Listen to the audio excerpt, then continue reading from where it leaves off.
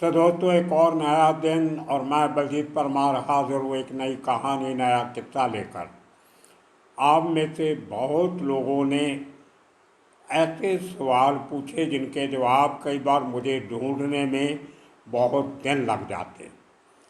उनमें से एक सवाल था कि पुराने ज़माने के अंडरवर्ल्ड से और आज के अंडरवर्ल्ड के ज़माने में क्या फ़र्क है, ये बताइए। पुराने किस्से बहुत हो गए, आज का नया अंडरवर्ल्ड क्या काम कर रहा है, हमें उसकी कोई खबर बताइए। तो दोस्तों, आज उसकी बात करेंगे, लेकिन उसके पहले एक आपको छोटी सी एक अच्छी अनाउंसमेंट सुनानी है। आप लोगों के बहुत सारे सुझाव आए कि हम अपनी कम्युनिटी, जो हमारी बलजीत परमार पर यू की कम्युनिटी है, जो 1.5 लाख के करीब इसके सब्सक्राइबर इसको पैट्रनाइज करते हैं, उनको और नज़दीक लाने का कोई साधन जुटाना चाहिए। मेरे एक मित्र हैं जिन्होंने कई बार मुझे सजेशन दिया था, मैंने अपने व्हाट्सएप ग्रुप में अपने बहुत सारे सब्सक्राइबर्स को वो भेजा और सबका एक हुक्म आया कि इस जो हम करने जा रहे हैं, इस सुविधा को जल्दी लागू करना चाहिए। तो दोस्तों, आज के 2-3 दिन के बाद हमारे 800 एपिसोड पूरे हो जाएंगे और 801 एपिसोड जब शुरू होगा, 801, तब से आप सबकी फरमाइश पे हम एक नई सुविधा शुरू करने जा रहे हैं।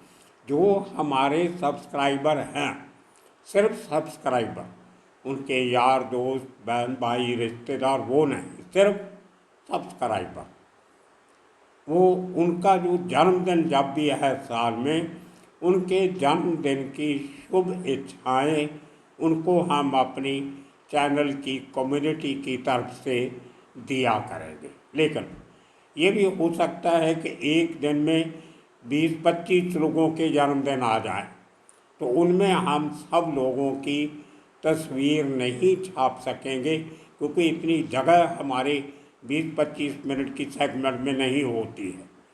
हम सिर्फ पहले 2 जिन लोगों की उस दिन की जन्मदिन की, ये नहीं कि आप अपने जन्मदिन की तारीख हमें 1 महीना पहले भेज दो, नहीं, जिस दिन आपका जन्मदिन है उसके एक दिन पहले, मतलब 24 घंटे पहले, आप अपनी एक पासपोर्ट साइज तस्वीर और अपना नाम ये लिख के हमें भेजना है। आपके शहर का नाम, एड्रेस हमें नहीं चाहिए, आपकी कोई डिटेल नहीं चाहिए, जैसे अशोक कुमार, भिवानी, हरियाणा, या सही राम बिश्नोई, फलाना गांव, राजस्थान, या अशोक कुमार मित्तल, पानीपत, हरियाणा। बस इतना आपने लिख के भेजना है। एक अपनी तस्वीर भेजनी है हमारे व्हाट्सएप नंबर पे। नंबर आप नोट कर लीजिए, और ये नंबर सिर्फ मैसेजेस के लिए है, फ़ोन कॉल करने के लिए नहीं है, ये व्हाट्सएप नंबर है, तो आपको लिखने की भी ज़रूरत नहीं है।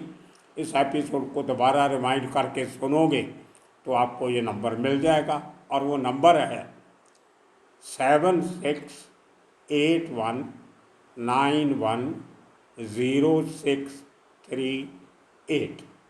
एक बार फिर मैं रिपीट करता हूँ, 7681910638। तो इस नंबर पे आप अपनी एक तस्वीर, अपना नाम और अपने शहर का नाम और स्टेट का नाम लिख के भेज सकते हो। अगर आप बाहर हो कहीं देश के, हमारे 35% दर्शक जो है वो हिंदुस्तान के बाहर बैठे हैं, वो अपने कंट्री का और अपने कंट्री के शहर का नाम लिख के भेज सकते हैं। तो फिलहाल हम अपने एपिसोड नंबर 801 से 2 उन लोगों के जन्मदिन की मुबारकबाद देंगे और उनकी तस्वीर भी साथ में दिखाएंगे। उसके बाद जितने और लोगों का आता है, उनके सिर्फ नाम और उनके शहर का नाम पढ़ के बताया जाएगा, तस्वीर नहीं दी जाएगी। सो ये एक ज़रूरी सूचना है। आने वाले दिनों में इस किस्म की और कनेक्टिविटी के साथ जुड़ी हुई कुछ और प्रोग्राम भी लागू करने की कोशिश करेंगे। सो आप सबके लिए खुशखबरी, हमारे लिए भी खुशखबरी। आपसे राब्ता, आपकी शक्ल भी देख लेगी इसी बहाने, आपके शहर का पता भी चल जाएगा। और इसमें ख़ास बात एक और है, मैं आपको बताना भूल गया। आप अपने असली नाम के साथ आपका जो यूट्यूब पे जो आपने जो आईडी बना रखी है वो भी साथ लिख के ज़रूर भेजना, ताकि हम क्रॉस चेक कर सकें कि आप वाकई ही हमारे सब्सक्राइबर हो और आप रेगुलरली हमारे कमेंट्स बॉक्स में कमेंट करते हो। सो चलते वापस अपने सब्जेक्ट की तरफ। क्या अंडरवर्ल्ड पुराना और आज का, इसमें क्या फ़र्क, क्या समानताएं, क्या डिफरेंसेस हैं। मैं बाकी हिंदुस्तान के अंडरवर्ल्ड को उतनी अच्छे तरह नहीं जानता जितना मुंबई के अंडरवर्ल्ड को जानता हूँ। तो ज़्यादा बात हमारी आज की मुंबई के अंडरवर्ल्ड से जुड़ी होगी। पहले तो मैं आपको अंडरवर्ल्ड के काम बता दूं, जो पुराने ज़माने में अंडरवर्ल्ड का स्ट्रक्चर हुआ करता और वो क्या करते थे। ज़्यादा डिटेल में नहीं जाएंगे को आपको बहुत सारे लोगों को बहुत सारी बातें पहले से मालूम है। पुराने ज़माने में हर गली में एक दादा हुआ करता था, उसको कहते थे गली का दादा। तो एक बस्ती में, एक एरिया में, कुछ एग्जाम्पल लेके चलेंगे, साइन कोलीवाड़ा एरिया ले लो, उसमें एक सबसे बड़ा दादा था टिल्लू उस्ताद। तो उसके नीचे एरिया आता था साइन कोलीवाड़ा का। प्रतीक्षा नगर में और लोग थे, सरदार नगर में कोई और था, उसके साथ लगते चूना भट्टी में कोई और था, एंटोपिल में कुछ और लोग थे, वर्धा राजनगर में और थे। लेकिन साइन कोलीवाड़ा एरिया में जिनकी आबादी तकरीबन 1.5-2 लाख की थी उस ज़माने में, उस पूरी बस्ती में टिल्लू उस्ताद का गैंग सबसे बड़ा था। और टिल्लू उस्ताद वर्धा राजे मुडलियार के जो 10-12 खास उसके लोग थे उनमें से एक था। अब इस आबादी के हल्के में कुछ भी लोगों की तकलीफ़ होती थी, वो पुलिस स्टेशन में बाद में जाते थे, टिल्लू उस्ताद के पास पहले जाते थे। किसी का कोई घर खाली नहीं कर रहा, किराए पे रखा, किराएदार किराया नहीं दे रहा, ना घर खाली करता है, तो पहली शिकायत जो होती थी वो टिल्लू उस्ताद के पास जाती थी। और टिल्लू उस्ताद उस आदमी को बुला के, दोनों को आमने सामने करके, जो जायज़ फैसला होता था वो करवाता था। जायज़ फैसला अगर उस किराएदार ने कह दिया कि जिस मालिक ने तो मेरे से 2 साल का किराया एडवांस में लिया हुआ है, तो अब मेरे को तो अभी 6 महीने हुए हैं, या तो मुझे बाकी के 1.5 साल के पैसे वापस कर दे या मैं 2 साल पूरे रहूँगा। तो उसके हिसाब से सही फैसला टिल्लू उस्ताद किया करता था। ये एक एग्ज़ाम्पल दे रहा हूँ आपको। दूसरा, उस इलाके में कोई घर के डिस्प्यूट हो गए, किसी बहू को जिसकी शादी करके दूसरे घर में गई, उसको ससुराल वाले तंग करते हैं। उस ज़माने में कि 498 वाली कोई धाराएँ नहीं बनी थी कि बहू को दाज दहेज के लिए तंग किया तो केस होगा, वो नहीं था, 490 ए नहीं था। तो टिल्लू उस्ताद दोनों तरफ की बात सुन के अपना फैसला किया करता था और उस फैसले से सब लोग खुश होते थे। इसी तरह जो छोटे मोटे डिस्प्यूट फेरी वाले के, टैक्सी वालों के, होटल वालों के, राशन की दुकान वालों के, या और किसी किस्म के कोई भी डिस्प्यूट, या केवल पड़ोसियों के झगड़े होते थे, बड़े छोटे छोटे घर होते थे, कोई आदमी रास्ते में अपनी चारपाई लगा लेता था, दूसरे लोगों को निकलने में तकलीफ़ होती थी। इस किस्म के छोटे मोटे केस भी टिल्लू उस्ताद की अदालत में जाते थे और वहाँ कोई तारीख नहीं पड़ती थी, किसी वकील की ज़रूरत नहीं होती थी। दोनों तरफ का बयान सुन के और आसपास के लोगों से सलाह करके चंद मिनटों में या घंटों में फैसला हो जाता था और 99% वो फैसला सही होता था। उसके बाद पूरे इलाके की प्रोटेक्शन का जिम्मा। अब जैसे मैंने कहा गली का दादा, उसी तरह टिल्लू उस्ताद के अलग अलग एरिए में आदमी थे। एक आदमी एक पार्टिकुलर 15-20 बिल्डिंग का हिसाब किताब रखता था, दूसरा दूसरे एरिया का, तीसरा तीसरे एरिया का। तो वहाँ से उसको फीडबैक मिलता रहता था। उसमें अगर किसी आदमी ने किसी किस्म की कोई शरारत बदमाशी करने की कोशिश की तो उसको पहली सज़ा जो थी वो गली का दादा दिया करता था। मतलब किसी ने किसी की माँ बहन को छेड़ दिया, लड़की को छेड़ दिया, तो लोग उसकी शिकायत गली के दादा के पास करते थे। वो शख्स को बुलाता था और सही पाने के बाद उसकी ऐसी धुलाई होती थी जैसी शायद पुलिस वाले भी नहीं करते होंगे। तो उस जहाँ पे गली का दादा स्ट्रांग होता था, उस इलाके में कोई किसी लड़की को छेड़ने की, सीटियाँ बजाने की, उनको तंग करने की हिम्मत नहीं करता था। अगली बात, गली मजबूत गली के दादा के इलाके में चोरी चकारी नहीं होती थी। किसी दुकान का ताला नहीं टूटता था, किसी घर में चोरी नहीं होती थी। ये उस ज़माने में गली के दादा होने के फायदे थे। लेकिन उसके बावजूद कई बार झगड़े ऐसे हो जाते थे जो केस पुलिस तक पहुंच जाता था। जैसे कहीं दो पड़ोसियों का झगड़ा हो गया, गुस्से में किसी ने कोई हथियार उठा के दूसरे को मार दिया, कुछ सर पे चोट लगी या कुछ हो गया, तो हॉस्पिटल जाना पड़ा तो पुलिस केस हो जाता था। उस केस में भी गली का दादा पुलिस स्टेशन वालों से बातचीत करके उस केस को सुलझाने की कोशिश करता था, क्योंकि अगर वो केस कोर्ट कचहरी में लंबा चलेगा तो दोनों परिवारों का फाइनेंशियली नुकसान होगा। इस किस्म के काम भी गली का दादा करता था। और एक गली के दादा के एरिए में दूसरा कोई बदमाश दादा आके कोई हरकत नहीं कर सकता था। तो एक तरीके से एक एरिया सिक्योर हो जाता था। अब आप अंदाज़ा लगा के देखिए कि जो काम बेसिकली लॉ एनफोर्समेंट एजेंसीज का होता है, पुलिस का, वो काम गली का दादा करता था। और उसके बदले में उसको क्या मिलता था? जब कोई बड़ा सोशल इवेंट होता था तो अपने इलाके के अमीर नहाड़ लोगों को मैसेज पहुंचा देता था कि अब हम माता रानी का एक दरबार सजा रहे हैं, 2 दिन का जगराता है, आप अपनी डोनेशन भेज दीजिए। वो डोनेशन आ जाती थी। और उस इलाके में जितने पैसा कमाने के स्रोत थे, साधन थे, जैसे बियर बार, कोई सिनेमा हाउस, कोई वाइन शॉप, कोई बड़ा रेस्टोरेंट या इस किस्म के और अदारे, कोई जुए के अड्डे, दारू के अड्डे, स्लॉट मशीन जो होती थी, मशीनों पे जुआ खेला जाता था। एक वो VCR लगा के टीवी पे उल्टी सीधी फिल्में दिखाई जाती थी।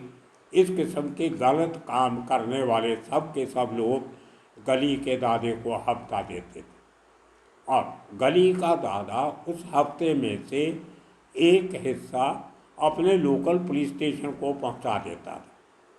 तो पुलिस वाला भी उस इलाके में कोई नहीं आता था और पुलिस वाले को किसी को ढूंढने की ज़रूरत नहीं पड़ती थी। मतलब साइन कोलीवाड़ा में मैक्सिमम लोग टैक्सी चलाते थे। अगर कोलीवाड़ा के किसी टैक्सी ड्राइवर ने कोलीवाड़ा के बाहर दादर में, मटुंगा में, सिंह सर्कल में, सायन में या कहीं और किसी पैसेंजर से हेरा फेरी कर ली, किसी का सामान लूट लिया या कोई पैसेंजर गलती से सामान टैक्सी में भूल गया, अब वो चाहिए, वो लोग पैसेंजर बोल देता था वो सरदार जी था, इस किस्म का हुलिया था, ये गाड़ी का नंबर था। और तब ज़माने में कंप्यूटर नहीं थे, कुछ नहीं थे, तो पुलिस वालों को जाना पड़ता था RTO ऑफिस में, वहाँ से पुरानी फाइलें निकालनी पड़ती थी मैनुअली कि ये टैक्सी किसके नाम पे है। टैक्सी किसी और मालिक के नाम पे होती थी, मालिक कहीं का भी हो सकता है। लेकिन चलाने वाले 2 ड्राइवर होते थे, एक दिन में चलाता था, एक रात को चलाता था। मतलब वो इतना टाइम कंज्यूमिंग जॉब होता था कि पुलिस वालों के पास इतना वक्त नहीं होता था। तो वो जब एक आइडिया लग जाता था तो उस एरिया के दादा को उस किस्म के हुलिया बता देते थे, और दादा अपने आदमियों की मदद से चंद घंटों में उस आदमी को ढूंढ लेता था कि ये आदमी, उस आदमी को हाजिर करके पुलिस के हवाले कर दिया जाता था। अगर तो आदमी ने कह दिया हाँ जी उसका बैग मेरी गाड़ी में छूट गया तो ये लीजिए, तो बात ख़त्म। अगर उसने कहीं बेच दिया या चोरी की थी या कानून को तोड़ा था तो उस आदमी को पुलिस के हवाले कर दिया जाता था। तो इसी तरह डिफरेंट कम्युनिटीज़ के डिफरेंट दादा लोग पुलिस का काम भी करते थे, लोगों के काम भी करवाते थे और अपना धंधा भी चलाते थे। कई बार मैंने ऐसे भी देखा है, अगर लोकल एरिया में किसी आदमी के साथ कोई फाइनेंशियल प्रॉब्लम हो गई, उसकी बेटी की शादी है या बेटे की शादी है, घर से इतना स्ट्रांग नहीं है, नुकसान हो गया, गाड़ी का एक्सीडेंट हो गया, टैक्सी का कमाई का साधन नहीं है, तो लोकल दादा उसकी फाइनेंशियल हेल्प भी करता था। मैं भले गैंगस्टर्स के खिलाफ बहुत लिखता हूँ, लिखा भी है, लेकिन उनके कुछ अच्छे काम भी थे, लेकिन मैं उनकी तारीफ नहीं करता हूँ, ये उनकी ज़रूरत थी।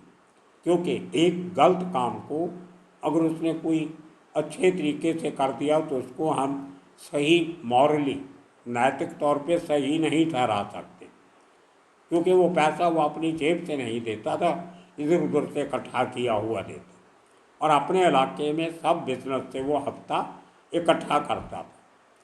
गली का दादा अपना जुए का अड्डा भी चलाता था, दारू का अड्डा भी चलाता था, रमी क्लब भी चलाता था।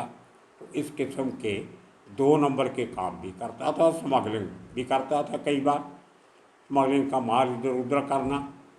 तो उनके हम मॉरली नैतिकता के तौर पे उनके कामों को सही नहीं कह सकते, लेकिन फिर भी आम लोगों की दिक्कतें कम हो जाती थी। ये एक फ़ायदा था पुराने ज़माने में अंडरवर्ल्ड का, एक जो बेस लेवल पे सिस्टम था। उसके बाद अगली स्टेज पे इसी तरह पे करते करते बड़े अंडरवर्ल्ड के लीडर और साथ में उसके बाद एक सबसे बड़ा डॉन। तो उस इलाके में कहीं भी कुछ हो गया तो सबसे बड़ा डॉन उस इलाके का दूसरे डॉन को कहता था कि अपने लोगों को संभाल के रखिए, मेरे इलाके में उन्होंने इस किस्म की वारदात की है, आगे से ये बर्दाश्त नहीं की जाएगी। तो ये एक ज्यूरिसडिक्शन जो उनकी होती थी उसके अंदर दूसरे का दखल बर्दाश्त नहीं करते थे। तो इसमें आम लोगों को कोई नुकसान नहीं था। नुकसान सिर्फ उन लोगों को होता था जो 2 नंबर का काम करते थे, जो इनको हफ्ता देने से मना करते थे, हालांकि खुद पूरे का पूरा पैसा 2 नंबर से कमाते थे। ना तो टैक्स भरते थे, सेल टैक्स की चोरी, इनकम टैक्स की चोरी, एक्साइज टैक्स की चोरी, हर किस्म की चोरियां करके धंधे चलाते थे।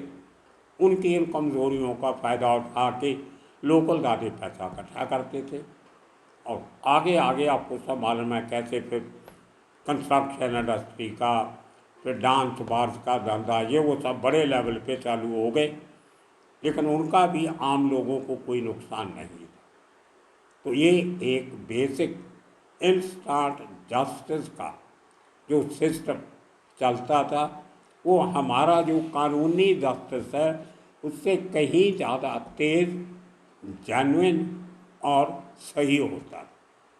लेकिन आज कंपेयर करते हैं इसको, आज क्या हो रहा है? आज गली के दादे मुंबई में नहीं, उनकी गैर हाजिरी में पूरे का पूरा काम पॉलिटिकल वर्कर्स ने संभाल लिया है।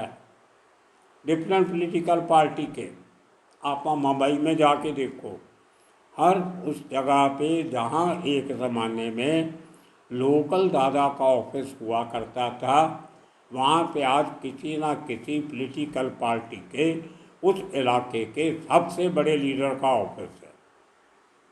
और बड़े बड़े ऑफिस किले की तरह के बना के रखे हुए, जिस किस्म के ऑफिस दादा लोगों के भी नहीं होते थे। और जो काम दादा लोग करते थे वही काम आज ये पॉलिटिकल एंटिटीज़ करती हैं। सिर्फ पुराना सिस्टम वही है पूरा, लेकिन काम करने वाले लोग बदल गए। पहले प्रोफेशनली क्रिमिनल लोग करते थे, अभी प्रोफेशनल पॉलिटिशियन वही काम कर रहे हैं जो आज से 25, 30, 35, 40 साल पहले अंडरवर्ल्ड वाले किया करते थे। उसी किस्म से हफ्ता इकट्ठा करते हैं, उसी तरीके से लोगों के फैसले करवाते हैं, उसी तरीके से अपनी जुरिस्डिक्शन संभाल के रखते हैं, उसी तरीके से पुलिस के साथ साठ गांठ रखते हैं। लेकिन अब एक फ़र्क जरूर आया है। जो पुराने ज़माने में चोरी चकारी, लूट मार, लड़कियों को छेड़ना, ये वो जो दादाओं के डर से लोग नहीं करते थे, अब वो होना शुरू हो गया। स्ट्रीट क्राइम बढ़ गया, चोरियाँ दिन, जिसको robbery at day, robbery at night, डकैती एट डे, डकैती एट नाइट, वाहनों की ज़्यादा चोरी, घरों में चोरी, औरतों के गहनों की छीन झपट, इस किस्म की वारदातें बढ़ गई। और आपसी रंजिश की वजह से कमिट किए गए क्राइम्स बढ़ गए।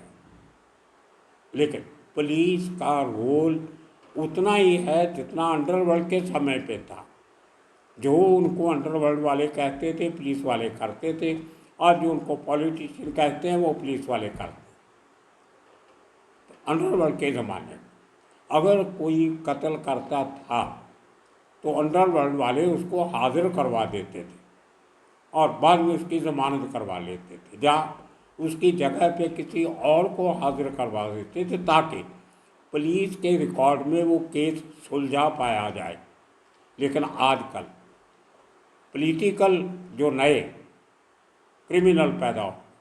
क्रिमिनल मेंटालिटी वाले लोग पैदा हो गए, ये मर्डर करवाने भी लगे हैं, अपने बंदों को बचाने भी लगे हैं, और गरीबों का शोषण करने लगे हैं जो अंडरवर्ल्ड के समय पे नहीं होता था। मतलब पुराने ज़माने में किसी सिक्योरिटी गार्ड से, वॉचमैन से, स्कूल के पियून से, चपरासी से, डेली वर्कर से कभी कोई धक्का नहीं होता था, बल्कि उनकी मदद की जाती थी। और आज इन पॉलिटिशियन डाकुओं ने इतना कब्जा कर लिया है कि हर सिक्योरिटी गार्ड से उसकी तनख्वाह का एक हिस्सा वसूला जा रहा है। वो बेचारा जो 12-12 घंटे काम करता, और उसके बाद मथाड़ी वर्कर, शायद आपको ये वर्ड कुछ अजीब लगेगा, मराठी भाषा का वर्ड है। मथाड़ी वर्कर वो होते हैं जो हाथ से काम करते। एक ट्रक सामान का आया, 100 किलो की गेहूं की बोरी या चावल की बोरी, या 50 किलो की कांदे की, आलू की बोरी, प्याज की बोरी, वो निकाल के ट्रक में से अपने कंधों पे या सर पे रख के गोडाउन में रखते हैं, या गोडाउन से निकाल के ट्रक में भरते हैं, या इसी किस्म का कोई भी सामान जो पैक्ड आता है उसको लोडिंग अनलोडिंग करना। वो जो वर्कर गर्मी, सर्दी, बरसात, ठंडी में पूरी मेहनत से करते हैं, उनका जो यूनियन है उसके ऊपर पूरे का पूरा कब्जा उन एलिमेंट्स ने कर लिया है जो एक ज़माने में अंडरवर्ल्ड के साथ जुड़े हुए थे। आज वो लोग पॉलिटिकल पार्टी के साथ जुड़ गए। वो पॉलिटिकल पार्टी भले कोई भी हो, आप किसी पार्टी का नाम ले लो, हर पार्टी के अंदर इस किस्म के मथाड़ी विग बन गए, और इतने बड़े लेवल पे उन वर्कर्स का शोषण हो रहा है, एक्सप्लॉयटेशन हो रही है, अत्याचार हो रहा है।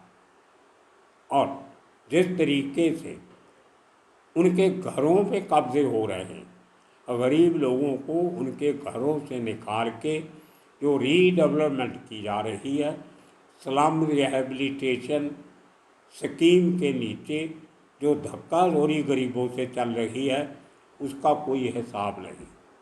लाखों करोड़ों रुपए की गरीब लोगों की ज़मीन ये पॉलिटिकल क्रिमिनल अपने हाथ में करके अरबोंपति बनते जा रहे हैं और किसी आम आदमी की सुनवाई नहीं होती। ये एक मेन फर्क है, ह्यूमैनिटेरियन एंगल जो है। क्रिमिनल जब हुकूमत करते थे तो आम आदमी खुश था। अब जब वाइट कॉलर लोग वही काम कर रहे हैं तो आम आदमी दुखी है। ये सबसे बड़ा फर्क है पुराने अंडरवर्ल्ड का और आज के अंडरवर्ल्ड। और पुलिस का रोल, सबसे बड़ी बात, जो लॉ इन्फोर्समेंट एजेंसी है पुराने ज़माने में पुलिस भले अंडरवर्ल्ड वालों से हफ्ता लेती थी, लेकिन जब आम आदमी की बात आती थी तो वो आम आदमी का साथ देती थी।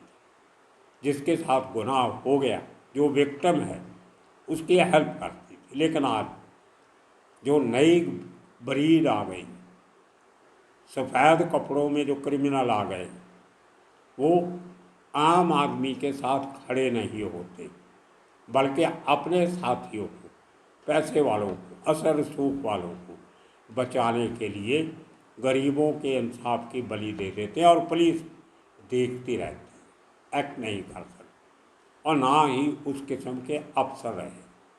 अगर पुराने ज़माने में अच्छे पुलिस ऑफिसर नहीं होते तो वरदाराजन की सल्तनत ख़त्म नहीं हो सकती थी, अमर नायक की सल्तनत ख़त्म नहीं हो सकती थी, छोटा राजन को देश छोड़ के नहीं भागना पड़ता था, दाऊद इब्राहिम को देश छोड़ के नहीं भागना पड़ता था। ये उस समय की लॉ इन्फोर्समेंट एजेंसी का काम था, जो अपना काम भी करती थी और जब मौका मिलता था या कोई कमी पेशी होती थी तो उनके साथ मिल के भी काम करती थी। लेकिन आज एक तरफा हो गया। आज जो स्ट्रीट क्राइम, छोटा क्राइम जिससे आम आदमी को फ़र्क पड़ता है, वो इतना बढ़ गया है कि किसी के माल जान की कोई हिफाजत नहीं। दोस्तों, ये फ़र्क आया है अंडरवर्ल्ड का और आज के नए ओवरवर्ल्ड का। एक हिसाब से मैंने जितने लोगों से बात करता हूँ, रोज़ कई लोगों से बात होती है, सबका कहना होता है कि आज से तो वो अंडरवर्ल्ड अच्छा था। अब आपके कमेंट्स के इंतज़ार रहेगी, क्या पहले का अंडरवर्ल्ड अच्छा था या आज का अंडरवर्ल्ड अच्छा। आने वाले दिनों में इसी किस्म के और कितने कहानियाँ लेके फिर हाजिर होंगे। तब तक के लिए आप सबका बहुत बहुत शुक्रिया, धन्यवाद।